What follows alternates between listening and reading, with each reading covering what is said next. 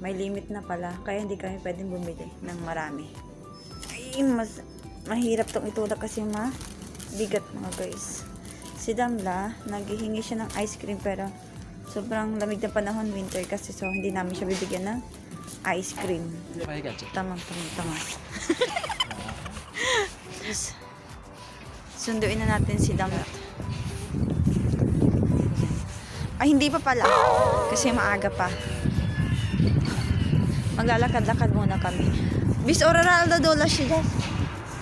Ay, pinaka-jayur binim siya. One, ayak. Ala, chutel kile. Tapos sabay blurry din naman. Ha? Hello guys, ang lamig. 80, başka ne alabiliriz? Nagkukwenta pa din. Ha? Cumartesi. Yung nagbibigay siya ng ng date kung kailan namin kakainin yung nag-iisang noodles na binili namin. Yun doon mas. Ganyan po yung Turkish ko na asawa. Pala decision. Di mamurat. Send pala decision. Ngayon, sagutin natin yung nagtatanong. Nagtatanong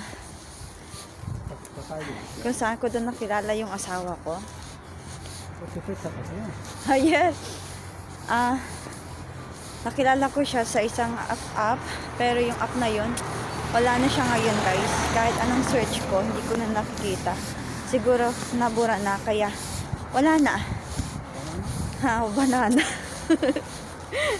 Iniisip niya kung ano yung mga sinasabi ko.